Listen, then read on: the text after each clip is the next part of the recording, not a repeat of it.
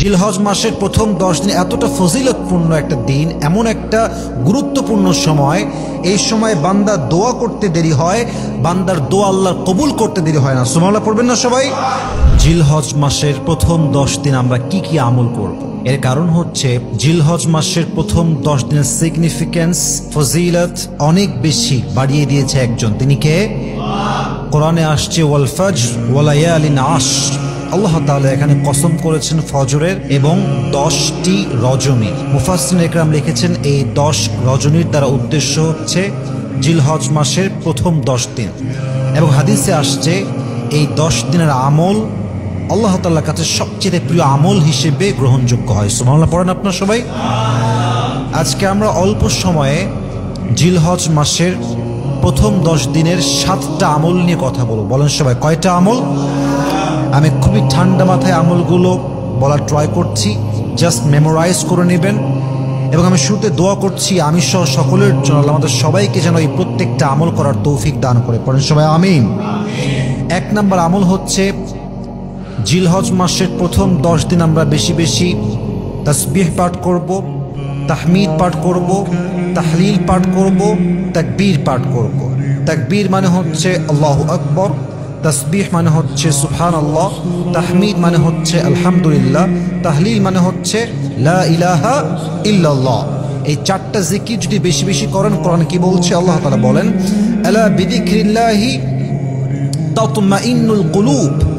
তুমি যদি তোমার মনের শান্তি পেতে চাও, মনের যে সুকুন, if you want to get the mental peace of your heart, যদি তুমি তোমার মনের প্রশান্তি খুঁজে পেতে চাও, মানসিক শান্তি খুঁজে পেতে চাও, তবে অবশ্যই রবের স্মরণ বেশি বেশি করো।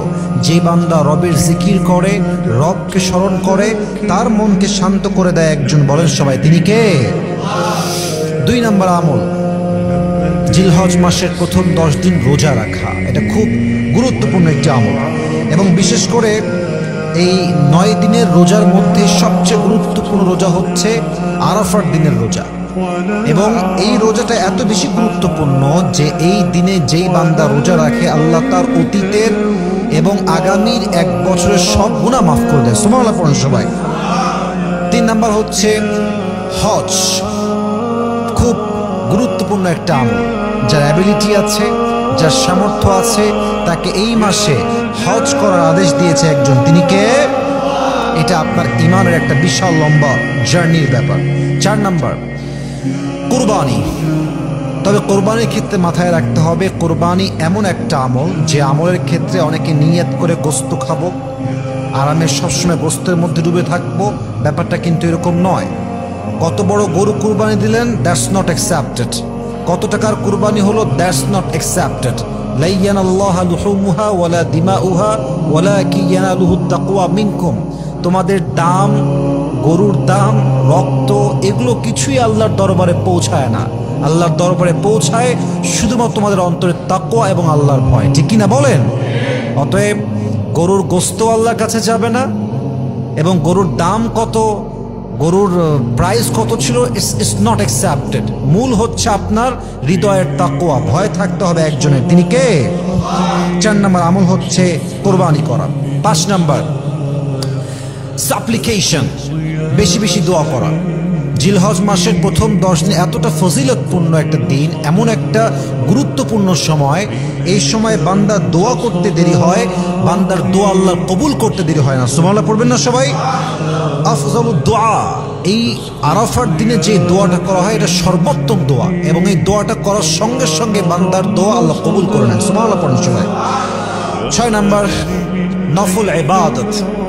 যত পারা যায় ইশরাক পড়েন, যত পারা যায় তাহাজ্জুদ পড়েন।